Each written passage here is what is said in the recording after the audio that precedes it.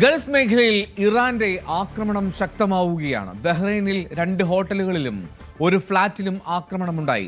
ഖത്തറിൽ കനത്ത ജാഗ്രത തുടരുകയാണ്.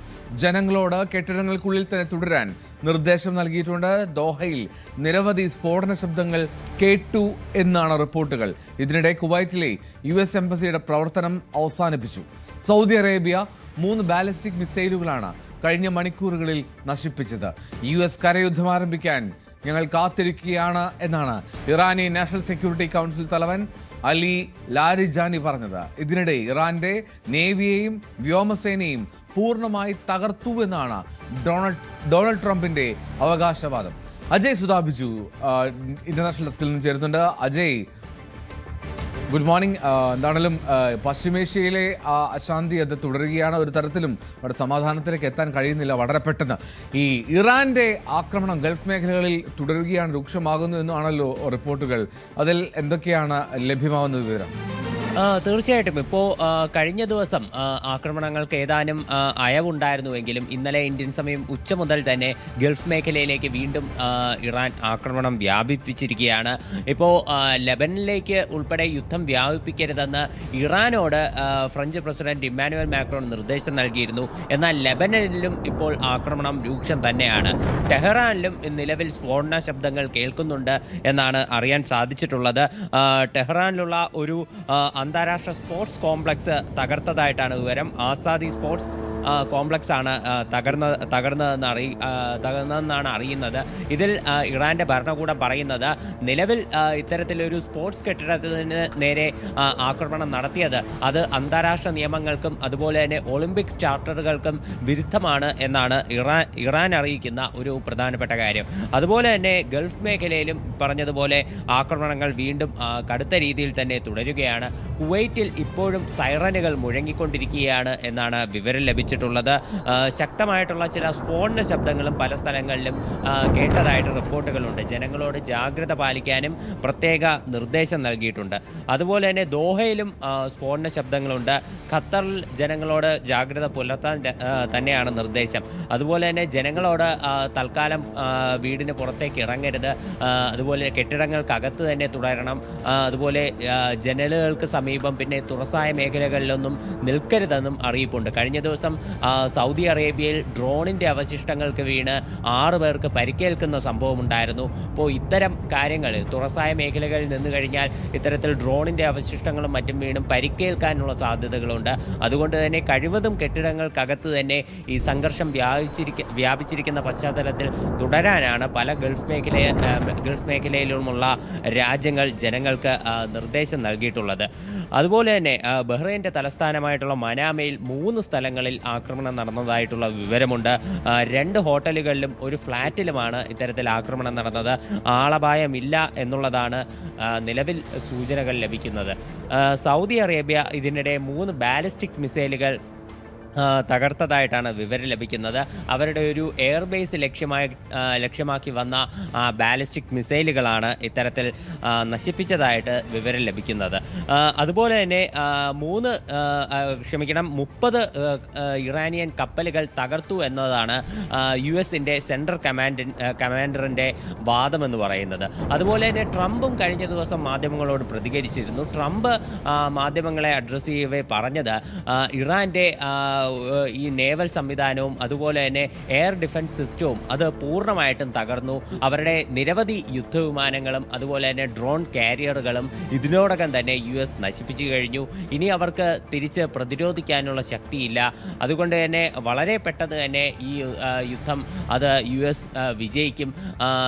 ഇറാനെ പൂർണ്ണമായിട്ട് പരാജയപ്പെടുത്തി കഴിഞ്ഞിരിക്കുന്നു.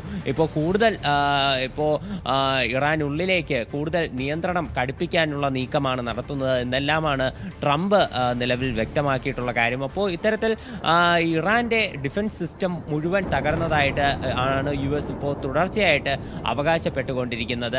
ഇതിനിടെ കഴിഞ്ഞ ദിവസം വൈറ്റ് ഹൗസിൽ നിന്നൊരു പ്രസ്താവന വന്നിരുന്നു. അതായത് ഈ ഹോർമുസ് കടലിടുക്ക് വഴിയുള്ള പ്രതിസന്ധി ഇത് നീക്കാനും US പൂർണ്ണമായിട്ട് ഒരുക്കമാണ്. അതായത് ഹോർമുസ് കടലിടുക്ക് വഴി കടന്നു പോകുന്ന എണ്ണക്കപ്പലുകൾക്ക് US-ൻ്റെ നേവിയുടെ പ്രത്യേക അകമ്പടി ഉണ്ടാകും. US-ന്റെ സുരക്ഷയോടെ തന്നെ ഈ കപ്പലുകൾക്ക് ഈ ഹോർമുസ് കടലിടുക്ക് വഴി കടന്നു പോകാൻ സാധിക്കും എന്നുമാണ് ഇന്നലെ വൈറ്റ് ഹൗസ് പ്രസ് സെക്രട്ടറി ആയിട്ടുള്ള കരോലിൻ ലെവിറ്റ് എക്സിൽ കുറിച്ചത്. അപ്പോൾ ഇത്തരത്തിൽ US-ന്റെ ഭാഗത്തു നിന്നുള്ള പ്രതിരോധങ്ങളും ശക്തമാണ്. ഇതിനിടെ ട്രംപ് മാധ്യമങ്ങളോട് സൂചിപ്പിച്ച മറ്റൊരു പ്രധാനപ്പെട്ട കാര്യമെന്ന് പറയുന്നത് ഇറാനിൽ അടുത്ത സുപ്രീം ലീഡർ ആരാണെങ്കിലും അത് US-ന്റെ കൂടി സമ്മതപ്രകാരമുള്ള ആളായിരിക്കും. ഇപ്പോൾ ഖമനയുടെ മകനായിട്ടുള്ള മുജിതബ ഖമനൈ അത് ഒരിക്കലും അനുയോജ്യനായിട്ടുള്ള നേതാവല്ല. അടുത്ത സുപ്രീം ലീഡർ ആകാൻ വേണ്ടി ഒരു അനുയോജ്യനായ ആളല്ല. US-ന് കൂടി താല്പര്യമുള്ള ആളെയായിരിക്കും ഈ സ്ഥാനത്ത് അവരോധിക്കുക എന്നാണ് ട്രംപ് പറയുന്നത്. എന്തായാലും അത് ആരാണ്, ഏത് തരത്തിലുള്ള വ്യക്തിയായിരിക്കും എന്നതൊന്നും നിലവിൽ സൂചനകളില്ല. എന്തായാലും ട്രംപ് നേരത്തെ സൂചിപ്പിച്ചിരുന്ന ഒരു പ്രസ്താവന എന്ന് പറഞ്ഞിരുന്നത് 4 ആഴ്ച ഈ യുദ്ധം നീളും എന്നുള്ളതാണ്. ഇപ്പോൾ ഈ ഒരു നിലവിലെ പശ്ചാത്തലത്തിൽ സാധ്യതകൾ കാണുന്നത് ഈ ഒരു 4 ആഴ്ചയോളം ഇത്തരത്തിൽ വ്യോമാക്രമണങ്ങൾ കഴിഞ്ഞ വർഷം ഒരു 10-12 ദിവസം നീണ്ടു നിന്ന ഒരു യുദ്ധം US-ഉം ഇസ്രായേലും അതുപോലെ തന്നെ ഇറാനും തമ്മിലുണ്ടായിരുന്നു. അതൊരു 12 ദിവസങ്ങൾക്ക് ശേഷം അവസാനിക്കുന്ന ഒരു കാര്യമാണ് നമുക്ക് കാണാൻ സാധിച്ചത്. എന്നാൽ നിലവിലുള്ള യുദ്ധം ട്രംപ് അവകാശപ്പെട്ടതുപോലെ ഒരു 4 ആഴ്ച തന്നെ തുടരാനുള്ള സാധ്യതകളാണ് നിലവിൽ കാണുന്നത്. 3 കക്ഷികളും നിലവിൽ കീഴടങ്ങാൻ തയ്യാറല്ല. 3 കക്ഷികളും തുടർച്ചയായിട്ട് ആക്രമണങ്ങൾ നടത്തിക്കൊണ്ടിരിക്കുകയാണ്. 4 ആഴ്ച കഴിഞ്ഞാൽ കഴിഞ്ഞ വർഷം ഈ യുദ്ധത്തിൽ എങ്ങനെയാണോ ട്രംപ് അവകാശപ്പെട്ടത് അതുപോലെ തന്നെ അമേരിക്ക യുദ്ധം ജയിച്ചു എന്നൊരു അവകാശവാദം ഉന്നയിച്ചുകൊണ്ട് ഇത് അവസാനിപ്പിക്കാൻ തന്നെയാണ് സാധ്യത. ഇറാൻ പോലെ നിരവധി ഒരു ഭൂമിശാസ്ത്രപരമായി തന്നെ ഇറാനിയൻ സേനയ്ക്ക് IRGCക്ക് അഡ്വാൻറ്റേജ് ഉള്ള ഒരു മേഖലയിലേക്ക് US ആക്രമണം നടത്താൻ ഒരുങ്ങില്ല എന്നാണ് നമുക്ക് കരുതാൻ സാധിക്കുന്നത്. അതുപോലെ തന്നെ ഇറാന്റെ നാഷണൽ കൗൺസിൽ നേതാവായ അത് സുപ്രധാനമായിട്ടുള്ള കാര്യമാണ്. ഒരു കരയുദ്ധത്തിലേക്ക് അങ്ങനെയാണെങ്കിൽ ഞങ്ങൾ കാത്തിരിക്കുന്നു എന്ന് ഇറാൻ പറയുന്നതിൽ തന്നെ അതിൻ്റെ ഒരു സാഹചര്യം കൂടിയുണ്ട്. പക്ഷേ ഈ ട്രംപ് പറയുന്നൊരു കാര്യം, no air force no air defence, ഇറാൻ്റെ എയർഫോഴ്സിനെ പൂർണ്ണമായും തകർത്തു എന്നാണല്ലോ അമേരിക്കയുടെ അവകാശവാദം. അത്തരം വിവരങ്ങളിൽ ഇറാൻ എന്തെങ്കിലും പങ്കുവയ്ക്കുന്നുണ്ട്? അവരുടെ വ്യോമസേനയെ ഇത്ര നാശം സംഭവിച്ചു എന്നുള്ളതിൽ എന്തെങ്കിലും സൂചനയോ സ്ഥിരീകരണമോ അവർ നൽകുന്നുണ്ടോ? ഇറാൻ നിലവിൽ ഇത്തരം കാര്യങ്ങളൊന്നും പറയുന്നില്ല. പകരം US-ന്റെ തന്നെ ചില ഈ കപ്പലുകളും ചില ഓയിൽ ടാങ്കറുകളും അതുപോലെ തന്നെ അവരുടെ ചില യുദ്ധവിമാനങ്ങളും ഇതിനോടകം തന്നെ തകർത്ത് കഴിഞ്ഞു എന്നതാണ് ഇറാൻ്റെ ഒരു അവകാശവാദം. അവരുടെ IRGC ഇതിനോടകം തന്നെ നിരവധി ഇത്തരം ഒരു ഈ ഓയിൽ ടാങ്കറുകളും അതുപോലെ തന്നെ മിസൈൽ കാരിയറുകളും നശിപ്പിച്ചതായിട്ടുള്ള വിവരങ്ങൾ പുറത്തുവിട്ടിട്ടുണ്ട്. അതുപോലെ തന്നെ ഇപ്പോൾ നേരത്തെ സൂചിപ്പിച്ച ഒരു കാര്യമാണ് ഈ അലി ലാരിജാനി, ഇറാന്റെ നാഷണൽ കൗൺസിൽ നേതാവായിട്ടുള്ള അലി ലാരിജാനിയാണ് പറഞ്ഞത് ഈ കരയുദ്ധം തുടങ്ങാനായിട്ട് ഞങ്ങൾ കാത്തിരിക്കുന്നു എന്ന് അദ്ദേഹം വ്യക്തമാക്കുകയുണ്ടായി. അതായത് കരയുദ്ധം തുടങ്ങുകയാണെങ്കിൽ പൂർണ്ണമായിട്ടും ഇറാന്റെ ഭൂപ്രകൃതി വെച്ച് ഇറാൻ ഒരു മേൽക്കൈ ഉണ്ടാകും. പ്രത്യേകിച്ച് ഈ ഹോർമുസ് കടലിടുക്ക് തന്നെ നിരവധി പർവ്വതങ്ങളുള്ള ഒരുപാട് മരുഭൂമികളുള്ള ഒരു മേഖലയാണ് ഹോർമുസ് കടലിടുക്കിന് അപ്പുറമുള്ള ഒരു ഇറാൻ എന്ന് പറയുന്നത്. അപ്പോൾ ഇത്തരത്തിൽ ഈ പർവ്വതങ്ങളും മരുഭൂമികളും എല്ലാം ഒരു മേഖലയിൽ US സൈനികർക്ക് മുന്നോട്ട് പോകാനുള്ള ഒരു അധികം മുന്നിട്ട് നീങ്ങാനുള്ള ഒരു സാധ്യതകൾ കുറവാണ് എന്നതാണ് ഇറാൻ പ്രവചിക്കുന്നത്. അതുകൊണ്ട് തന്നെ കരയുദ്ധം തുടങ്ങിയാൽ പൂർണ്ണമായിട്ടും US-ന് ഒരു തിരിച്ചടി നൽകാനാകും എന്നതാണ് ഇറാൻ്റെ പ്രതീക്ഷ. ശരിക്കും ട്രംപിൻ്റെ ഒരു വാക്കുകൾ വെച്ച് നോക്കുകയാണെങ്കിൽ US ഒരിക്കലും അത്തരം ഒരു കരയുദ്ധത്തിലേക്ക് കടക്കില്ല എന്ന് തന്നെ പ്രതീക്ഷിക്കാം. കാര്യം അങ്ങനെയാണെങ്കിൽ ഇപ്പോൾ US-നകത്ത് ട്രംപിനെ അനുകൂലിക്കുന്ന ഒരു വലിയ വിഭാഗം തന്നെ എതിരാകാനുള്ള സാധ്യതകളുണ്ട്. US-നകത്ത് തന്നെ നടത്തിയ ഒരു സർവേയിൽ ഏതാണ്ട് 70% ജനങ്ങളും യുദ്ധത്തിന് എതിരാണ് എന്നതാണ് സൂചനകൾ നൽകിയിരിക്കുന്നത്. ഇപ്പോൾ US-ന്റെ ഹൗസ് ഓഫ് റെപ്രസെൻറ്റേറ്റീവ്സിൽ ഒരു വോട്ടെടുപ്പ് നടന്നിരുന്നു. അതിൽ 219 പേരും ഈ ട്രംപിൻ്റെ ഒരു നീക്കത്തെ അനുകൂലിക്കുന്നതായിട്ട് ഇപ്പോൾ നിലവിൽ വോട്ട് ചെയ്തിരുന്നു. അത് നേരിയ വ്യത്യാസത്തിലാണ് ജയിച്ചത്. 212 പേർ ട്രംപിനെ എതിർക്കുന്നതായിട്ടും വോട്ട് ചെയ്തിരുന്നു. ഇത്തരത്തിൽ നേരിയൊരു വ്യത്യാസത്തിൽ ട്രംപിന് ഭൂരിപക്ഷം ലഭിച്ചതുകൊണ്ട് മാത്രമാണ് നിലവിലും ഈ യുദ്ധം തുടരാൻ സാധിക്കുന്നത്. ഈ യുദ്ധം നിർത്താനുള്ള ഒരു വോട്ടെടുപ്പായിരുന്നു. എന്തായാലും ഇപ്പോൾ നിലവിൽ ഈ ഒരു ഇറാൻ അകത്ത് ആക്രമണം നടത്തി US സൈനികർ കൊല്ലപ്പെടുന്ന ഒരു സാഹചര്യം ഉണ്ടായാൽ അത് US-നുള്ളിൽ തന്നെ വലിയൊരു വികാരമായിട്ട് ഉയരാനുള്ള സാധ്യതയുണ്ട്. അങ്ങനെയാണെങ്കിൽ ട്രംപിൻ്റെ ഈ നീക്കത്തിന് അത് വലിയ തിരിച്ചടി ഉണ്ടാക്കും.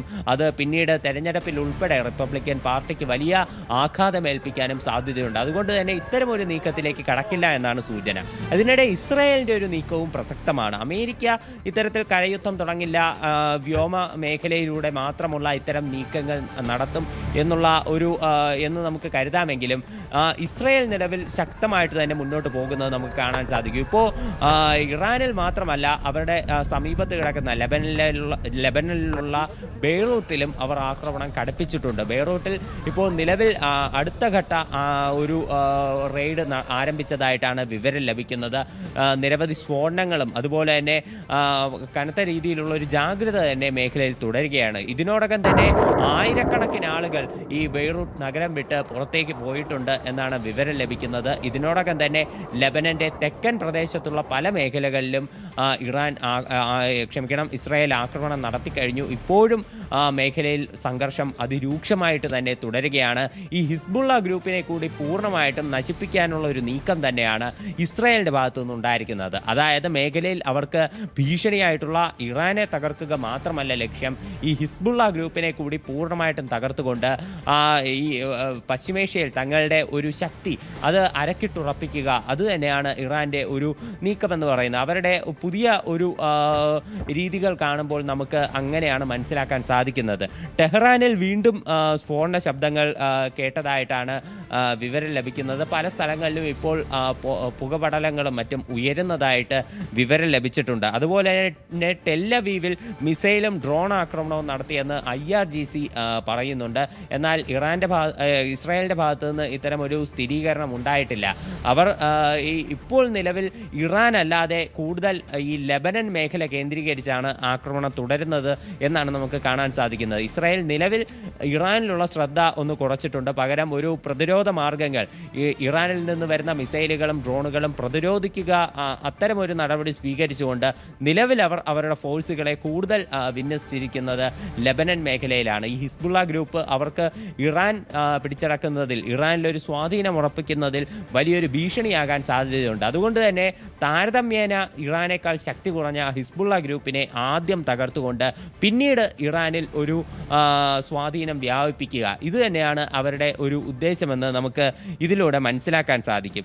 അതുപോലെ തന്നെ ഇപ്പോൾ നിരവധി ഒരു ഡ്രോണുകളും ഏതാണ്ട് 6 ഡ്രോണുകളും 125 ബാലിസ്റ്റിക് മിസൈലുകളും തകർത്തതായിട്ട് എല്ലാം ഇപ്പോൾ ഇസ്രായേൽ സൂചനകൾ നൽകുന്നുണ്ട്. ഇപ്പോൾ ഇറാൻ്റെ ഭാഗത്തു നിന്ന് ഇപ്പോൾ ഇതിനോടകം തന്നെ നിരവധി ഡ്രോൺ അറ്റാക്കുകളും മിസൈൽ അറ്റാക്കുകളും ഉണ്ടായിക്കഴിഞ്ഞു. ഇതെല്ലാം പൂർണ്ണമായിട്ട് തകർത്തതായിട്ടാണ് ഇസ്രായേലിൻ്റെ ഒരു അവകാശവാദം. UAE പ്രതിരോധ മന്ത്രാലയം വ്യക്തമാക്കുന്നത് അവർ കഴിഞ്ഞ മണിക്കൂറിനിടെ ഒരു മിസൈലും 6 ഡ്രോണുകളും രാജ്യത്ത് പതിച്ചത് നശിപ്പിച്ചു എന്നാണ് പറയുന്നത്. അതുപോലെ തന്നെ ഇപ്പോൾ ഈ അസർബൈജാൻ്റെ ഭാഗത്തു നിന്നുള്ളൊരു കാര്യം തന്നെയാണ് ഒരു കഴിഞ്ഞ ദിവസം ഉണ്ടായിട്ടുള്ള ഒരു പ്രധാന ഒരു സംഭവം എന്ന് പറയുന്നത്. കാര്യം അസർബൈജാനിൽ 3 സ്ഥലങ്ങളിൽ ഡ്രോൺ ആക്രമണം ഉണ്ടായി. ഈ അസർബൈജാനിലേക്ക് ആക്രമണം നടത്തിയത് ഇറാനിയൻ ഡ്രോണുകളാണെന്നാണ് അസർബൈജാൻ്റെ വിദേശകാര്യ മന്ത്രാലയം വ്യക്തമാക്കുന്നത്. പക്ഷേ ഇത്തരമൊരു ആക്രമണം അസർബൈജാനിൽ നടത്തിയിട്ടില്ല എന്നതാണ് ഇറാൻ്റെ അവകാശവാദം. ഇതിനോടകം തന്നെ ഇസ്രായേലും അതുപോലെ തന്നെ മറ്റ് പശ്ചിമേഷ്യൻ രാജ്യങ്ങളും ഇതിനെ അപലപിച്ചുകൊണ്ട് രംഗത്തെത്തിയിട്ടുണ്ട്. അസർബൈജാൻ പറയുന്നത് ഇതിന് തക്കതായിട്ടുള്ള മറുപടി നൽകുമെന്നാണ്. എന്നാൽ ഇറാൻ പറയുന്നത് ഇത്തരമൊരു ആക്രമണം ഇറാൻ നടത്തിയിട്ടില്ല. ഇറാൻ്റെ ലക്ഷ്യമെന്ന് പറയുന്നത് ശത്രുക്കളുടെ സൈനിക ബേസുകളും അതുപോലെ തന്നെ മറ്റ് ശത്രു താവളങ്ങളുമാണ്. ഇത്തരമൊരു ആക്രമണം അതൊരിക്കലും ഇറാൻ നടത്തില്ല എന്ന് പറയുന്നു. പക്ഷേ ഇറാനിയൻ ഡ്രോൺ തന്നെയാണ് അവിടെ നിന്ന് കണ്ടെത്തിയത് എന്നാണ് ഇവർ ഇപ്പോൾ ഈ ഒരു അസർബൈജാൻ്റെ ഭാഗത്തു നിന്ന് വ്യക്തമാക്കുന്നത്. ഈ IRGC ഇതിനോടകം തന്നെ 20ാം ഘട്ട ആക്രമണം ആരംഭിച്ചതായിട്ടാണ് ഇന്നലെ രാത്രി, ഇന്ത്യൻ സമയം ഇന്നലെ രാത്രി തന്നെ പുറത്തു വന്ന വിവരമെന്ന് പറയുന്നത്. എന്തായാലും ആക്രമണം അത് IRGC കൂടുതൽ കടുപ്പിച്ചുകൊണ്ടിരിക്കുകയാണ്. ഇസ്രായേൽ മേഖലയിലുള്ള എല്ലാ ഭീഷണികളെയും ഒന്നിച്ച് തുളച്ചു നീക്കാനുള്ള ഒരു നീക്കം തന്നെയാണ്. അമേരിക്ക വ്യോമാക്രമണം അത് കൂടുതൽ കടുപ്പിച്ചുകൊണ്ട് ഈ ഇസ്രായേലിനെ സഹായിക്കാനുള്ള ഒരു നീക്കം തന്നെയാണ് നടത്തുന്നത്. എന്തായാലും ഈ പശ്ചിമേഷ്യയിൽ അത് സംഘർഷങ്ങൾ കൂടുതൽ വ്യാപിക്കുന്നതല്ലാതെ അത് കുറയാനുള്ള മറ്റ് സാധ്യതകളൊന്നും തന്നെ നിലവിൽ കാണുന്നില്ല. ഈ ട്രംപ് സൂചിപ്പിച്ചതുപോലെ തന്നെ 4 ആഴ്ചയോളം യുദ്ധം നീളാനുള്ള സാധ്യതകളാണ് കാണുന്നത്. ഇതിനോടൊപ്പം തന്നെ പല യൂറോപ്യൻ ശക്തികളും ഈ ഗൾഫ് രാജ്യങ്ങൾക്ക് പല പ്രതിരോധ മാർഗങ്ങളും ഒന്ന് ഹോൾഡ് ചെയ്യാം.